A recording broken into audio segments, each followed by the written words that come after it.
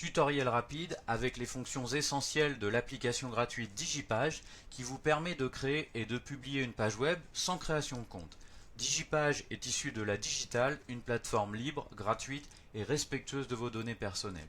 Pour y accéder, rendez-vous sur le site ladigital.dev. Vous descendez sur la page et parmi les applications, vous allez trouver Digipage. Vous cliquez sur Utiliser. Pas de création de compte, on clique sur Créer un document. Vous êtes dans l'éditeur. À gauche, la zone noire, c'est la zone de travail. On efface le texte qui s'y trouve et on clique sur Entrée pour ajouter des lignes parce que c'est ici que l'on va insérer les éléments de notre page web, texte, images, vidéos, etc. À droite, la zone d'aperçu de notre page web. Vous pouvez mettre en plein écran l'une ou l'autre de ces zones ou alors rester en écran partagé. Il y a aussi un mode sombre si vous le souhaitez. Digipage utilise le langage Markdown et il faut donc parfois un peu de codage, rien de compliqué, rassurez-vous. On va voir tout de suite un exemple avec la création d'une page web sur les fruits. Je vais donc sur la première ligne écrire les fruits et vous voyez l'aperçu se met en place automatiquement. Pas besoin de sauvegarder, pas besoin d'enregistrer. Ce titre est un peu petit, pour le grossir, je reste bien sur la ligne et je clique sur la fonction Heading et je passe en mode titre. Si je clique plusieurs fois, d'autres dièses vont apparaître et je redescends en sous-titre. Il me suffit donc d'effacer les dièses pour garder la version la plus grosse. Ensuite, je vais mettre un sous-titre. Alors, je peux utiliser la fonction heading ou alors je peux coder moi-même puisque je sais comment faire. Il suffit de mettre un dièse. Ici, on me fait des propositions. Je vais prendre par exemple la taille intermédiaire et je vais mettre le sous-titre. On va faire une partie sur les pommes. Ensuite, je vais écrire le texte, autant de texte que je veux. Les pommes, c'est délicieux et sain, etc., etc. Vous pouvez mettre autant de texte que vous le souhaitez. On ne peut pas choisir la couleur et la taille et la forme de caractère du texte. On peut juste faire quelques modifications comme par exemple passer en gras ou en italique. Vous pouvez sélectionner un mot ou alors tout un texte ou toute une ligne et cliquer ici sur gras pour le passer en gras. Vous voyez, le mot est passé en gras. Remarquez que le codage pour gras, c'est de mettre 2 étoiles de chaque côté. Pour enlever le gras, vous pouvez supprimer les étoiles comme ceci, ou alors utiliser, et ça va vous faire gagner beaucoup de temps, les raccourcis de votre clavier. Pour supprimer une action, on fait CTRL Z, et on peut le faire plusieurs fois. Pour rétablir une action, on fait CTRL Y, et là encore une fois, on peut le faire plusieurs fois.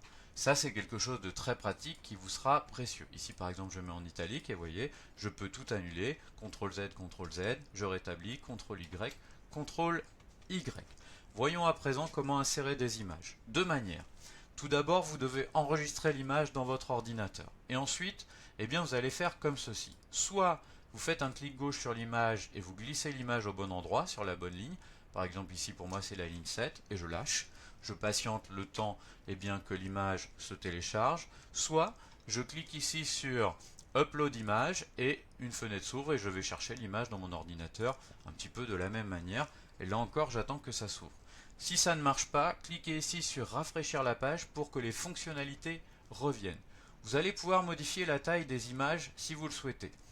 Ici, à l'intérieur de la parenthèse, vous allez faire espace égal et vous allez modifier la largeur de l'image. Par exemple, ici, je vais choisir 450 de largeur et je rajoute un X, comme ceci. L'image fait donc 450 pixels de large.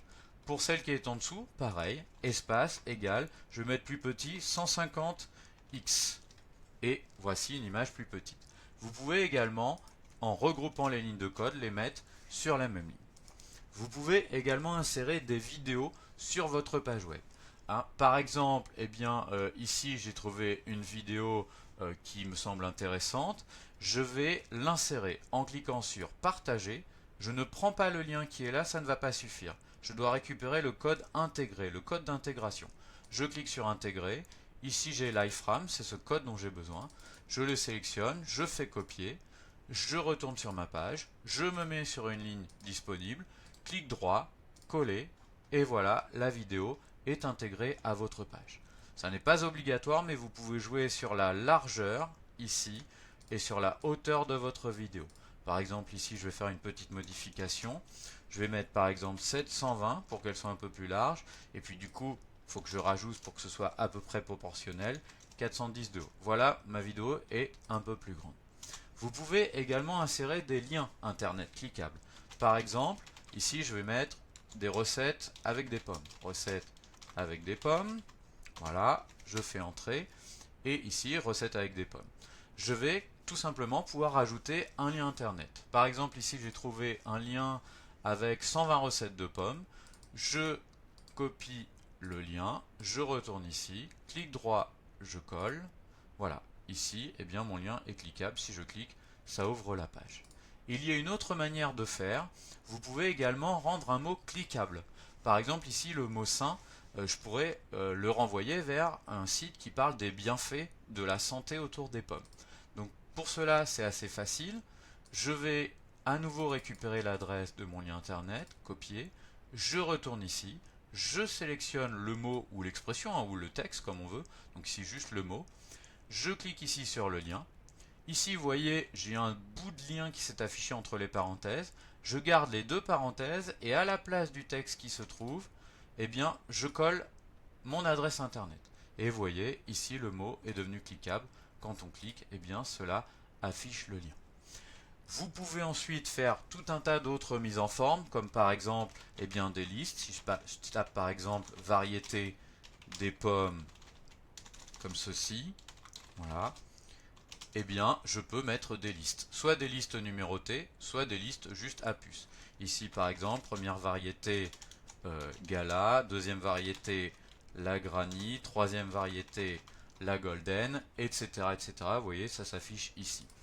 Vous pouvez également insérer des smileys, des émoticônes en faisant comme ceci. Vous mettez deux points et ensuite eh bien, vous tapez le mot en espérant que l'émoticône existe. Attention, il faut taper le mot en anglais. Donc par exemple pour pomme, c'est Apple. Ici je trouve Apple et voilà, ici j'ai bien l'émoticône Apple. Voici comment créer finalement une page web assez simple. Et si vous avez plusieurs sections dans votre page, vous pouvez rajouter des séparations. Par exemple ici, je peux cliquer sur Line et vous voyez, ici j'ai une ligne qui est apparue. Tout ce que je vais rajouter eh bien, sera en dessous de la ligne. Une fois que c'est fait, comment partager eh bien, votre page web? C'est simple, vous cliquez ici sur Publier et voilà, votre page web, elle est là. Il vous suffit de transmettre le lien à qui vous voulez pour qu'il puisse consulter votre page. Si vous souhaitez archiver votre page pour pouvoir la modifier plus tard, eh bien il vous faut double-cliquer ici sur le lien de votre éditeur et vous mettre ce lien de côté dans votre ordinateur, sur votre réseau, pour que vous puissiez plus tard cliquer dessus, le rouvrir et modifier votre page web. Voilà, maintenant vous savez l'essentiel et c'est donc à vous de jouer.